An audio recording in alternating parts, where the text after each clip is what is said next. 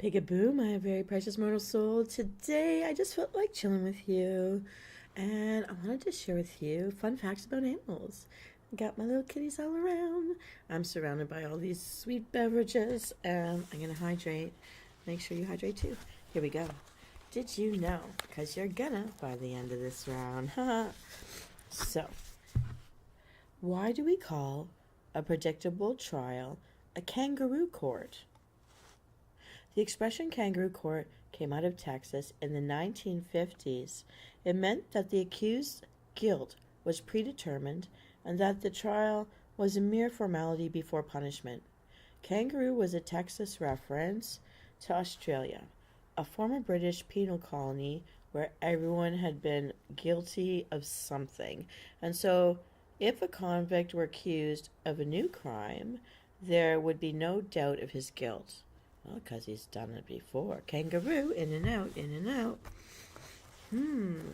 All right. When a person is upset, why do we say someone's got his goat? This is a good one. I've heard this. All right. When someone gets your goat, it usually means you've lost. Usually means that you've lost your temper or become angry enough to be distracted. It's a term that came from a horse trainer's practice of putting a goat in a stall with a skittish racehorse to keep him calm before a big race. That's so cute. So a goat is your friend, huh? And I'm getting it. So an opponent or a gambler might arrange for the goat to be removed by a stable boy, which would upset the horse and its owner and so reduce their chances of winning. Oh, that's hilarious.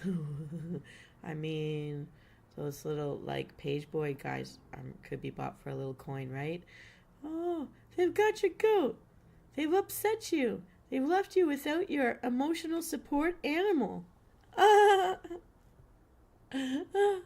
It's a goat. Goat is a support emotional animal for the horse. I love it. That's really cute, but also wrong. Don't get someone's goat. That's so mean.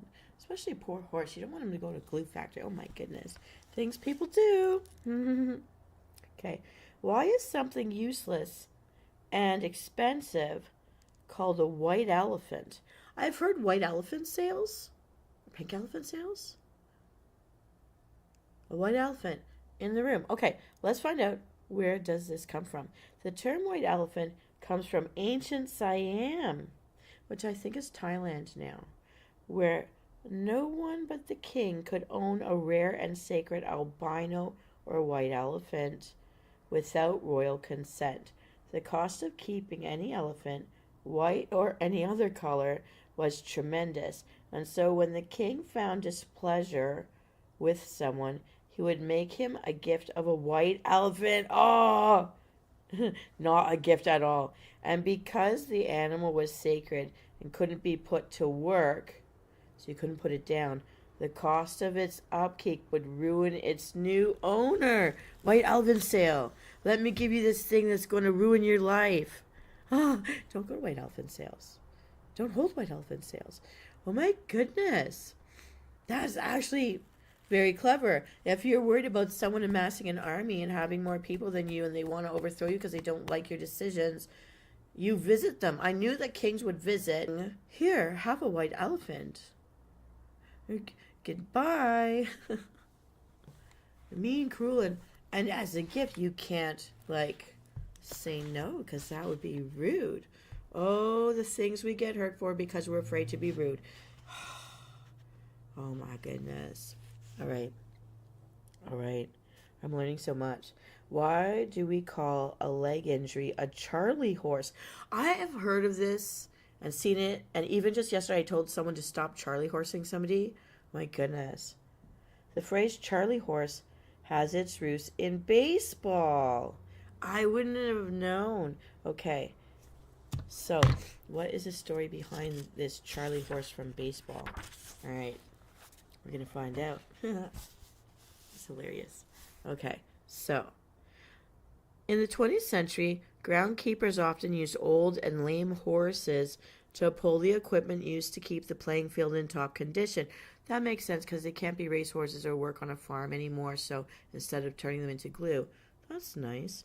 Okay, so the Baltimore Orioles had a player named Charlie Esper who, after years of injuries, walked with pain.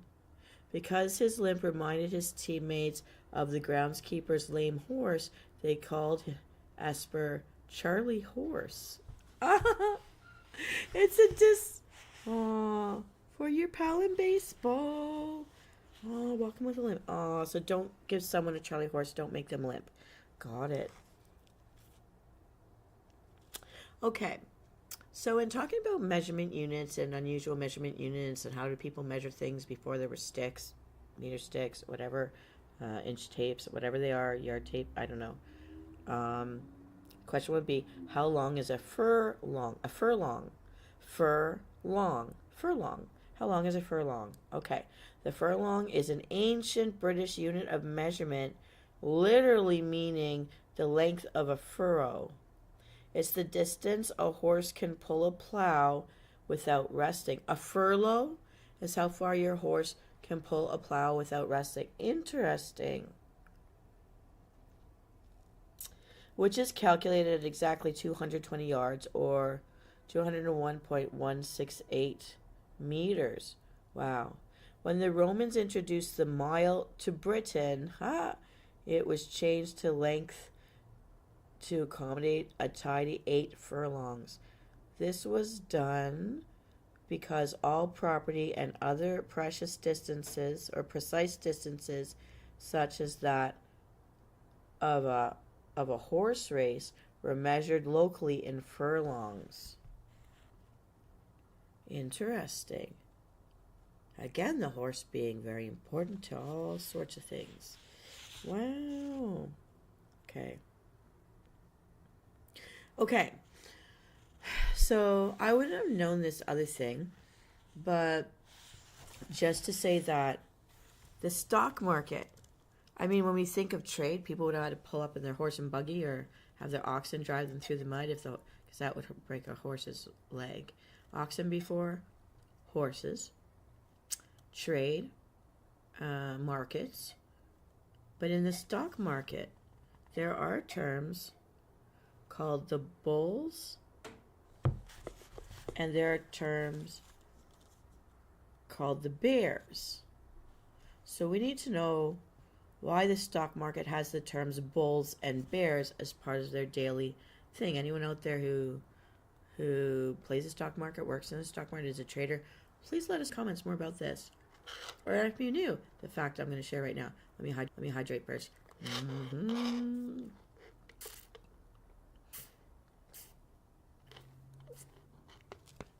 Awesome. Okay. So why are there bulls and bears in the stock market? Let's find out. An 18th century, so that's 1700s proverb, mocks the man who sells the bear skin before catching the bear. A bearskin speculator, like the man in the proverb, sold what he didn't yet own, hoping that the price would drop by the time he had to go pay for it. Bulls speculate, hoping that the price will rise. Okay, so bears hope it goes down, bulls hope it goes up. The analogies come from a time when fights were staged between the two animals, in which a bear needed to pull the bull down, while the bull fought by lifting the bear with its horns. And I do know from my days in wrestling, a bear's like a pyramid. You have to get up under its armpits where it is the narrowest to pull it off its base or butt with legs, which is the widest point, in order to get it down. So that's interesting. And I do know about bullfights that you have to, the goal with those stabby, rapier, whatever swords, has to cut the muscle, the hump on the back of the neck of the bull, because then it can't hold the weight of its horns and the head goes down, then it's dead. It's dead in the ring. Interesting stuff. Oh. Okay, so we've got the bears who want prices to drop and bulls who want prices to rise. Interesting, interesting. Okay, very sad that they used to be pitted against each other. Man. Okay. Why is an informer called a stool pigeon? I also know we call them dirty rats, but stool pigeon. Let's find out. A stool pigeon is someone who betrays a group or cause to which he or she belongs. In their efforts to attract passenger pigeons, hunters would tie or nail a single pigeon to a stool. Oh, that's painful and mean. And wait for a flock to be drawn to the cries of the desperate bird. Oh no! Then, as they approached, the birds would be shot by the thousands. No! This practice continued until the species became totally extinct. The poor bird that unwillingly played the traitor was called a stool pigeon. So, one is in distress, probably in pain, agony, and fear, and a flock comes to try to surround it to help it survive, to not let it be alone, to know someone's coming for it, and they get killed for their compassion, empathy, and community minded, family minded ways. This must be, I hope, for making stew. So this whole type of pigeon we'll never see again, that I've never seen at all. So the stool pigeon is the one stuck on the stool telling, blabbing everything, drawing in someone for the kill, shot. Oh man, the things that have happened are so strange. But these were the days where there were no cell phones. And I know carrier pigeons, like kid, but I can't think of another reason to kill a pigeon other than to eat it. How much is left after a bullet goes through those tiny animal bodies? That's so mean. That's so terrible. And it didn't stop because people said, hey, that's wrong. It stopped because all of them were dead. Holy cow, man. Okay. Why do we say that someone with money is well-heeled? Heeled. That doesn't mean red-bottom shoes, lady. Why are they well-heeled? Okay. Before cockfighting, which are roosters, was banned in 1849, individual birds were often fitted with sharp steel spurs. I've seen that, like razor talons, giving them an advantage in mortal combat. Oh my goodness, things we do with animals. And I think that still happens in the South today. I don't know. They were well heeled. So dangerous, body cutting, mortal combat killing heels. Single white woman. See the movie. It's disturbing. So the Italian stiletto heels, those little pointy metal tippy toes. Killer, ladies, killer. Okay. They were well heeled. In the 19th century, which is the 1800s, okay, so around 1880, the term began to mean anyone who was well off financially and who could overcome any obstacle with money instead of a weapon. It's true because, I'm just saying from my own life, being able to own a place where I go in and I lock a door, keeping out people so that I can sleep without being harmed or robbed or anything like that, hurt, abused in any way, is like the biggest win. Also makes it hard to ever let anyone in again. But you got to have that locking door. People with money. I don't understand who says money can't buy happiness. I'm sorry. Hello, viewer. Please chime in anytime you want. I'm just rambling here, but just on an offside story. Animals being human beings. And when you have money, you can pay to not be around the people you don't want to be around. You can change jobs or not have a job or make your own business and run people instead of them running you. Whatever it is, money solves so much. I've never understood people that made it big and then killed themselves with all that money. And I do know that you can suspect people who don't honestly love you, who are after your stuff or after ripping you off, or and you question, but there must be, if I could have a pool, if I could keep my gates locked and have a pool and no one's disturbing me, I would be healthy. I would be fit. If I had clean soil, I would pull in clean soil. I would check that soil, make sure it's not toxic. And people have to do that. You guys have to do that. If you don't know where they're pulling that soil from, you check it before you use it so that you know the fruit trees and the fruit and the vegetables that you're growing. You never have to be hungry. And, you don't have to kill the bunnies that, or some people, I hate to say, watching all these crime shows out there, all these Dateline shows, people pay for other people to use the weapons off the people you want out of your life. I don't understand killing people you don't want in your life. Just get them out of your life. If they're out of your life, leave them alone.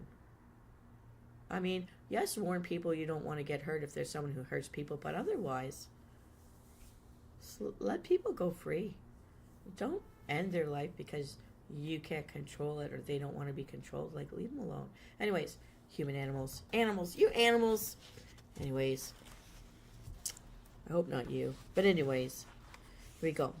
I want fun facts about it. We're here to do fun facts about animals. Okay, so I digressed. Now we know what well-heeled is. Okay, here we go. The thing that I hear so much, I've heard this term all my life, scapegoat. Why is an innocent person who takes the blame for others called a scapegoat? The term scapegoat or scapegoat, short for escape room, scapegoat. I got it. So many plays with words. The scapegoat entered the English language with William Tyndale's translation of the Hebrew Bible in 1525. Under the laws of Moses, the Yom Kippur ritual of atonement involved 2 goats.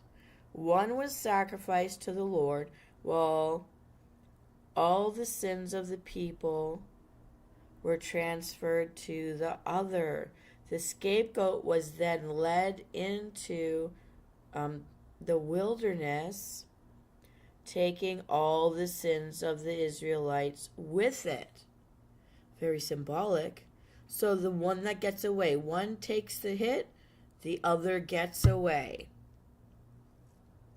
Scapegoat. The scapegoat. Okay. So one bears the burden of the blame for all the bad. Okay. Why do we say that something worthless is for the birds? I've heard this all my life too. For the birds. It's for the birds. Okay. In the days before automobiles, the streets were filled with horse-drawn carriages, and these animals quite naturally left behind deposits from their digestive systems. These emissions contained half-digested oats that attracted swarms of birds, which took nourishment from the deposits. The people of the time coined the expression for the birds as meaning anything of the same value as these horse droppings. So that's a piece of bleep. It's for the birds. Oh, that's funny. Oh, that's funny and gross and funny. That's nature for you. All right. Good morning, whoever you are. Please say hi if you can. And if you'd like to hear me talk about something else, I'm talking about fun facts about animals and things are dropping. Okay. Fun facts about animal terminologies. This has been a very interesting little journey here. Me and my cat's very interested, and my plants like being talked to and sung to. I don't have to share it all today, but since you're here, let's share just a little more. This is fun. Just a little more. Okay. Why is an unknown contestant called a dark horse? I've always thought of the dark horse like the underdog. Both terms I don't know where they come from, but we're going to find out about one of them right now. So, the dark horse. Sam Flynn, a traveling Tennessee horse trader, often found a horse race planned in the same town as an auction. So he mixed a coal black racing stallion named Dusky Pete in with his workhorses, then quietly entered him in the local races and wagered heavily on Dusky Pete, who would invariably win. As word spread of Sam's deception, so did the caution, beware the dark horse, because that could be Dusky Pete, the coal black horse. Interesting. Interesting. All right. Oh, well, this little session is just a little blip, just 20 minutes. That's been a very nice brain break for today. So if you want to hear any more, let me know in the comments what topics you'd like to hear me talk about.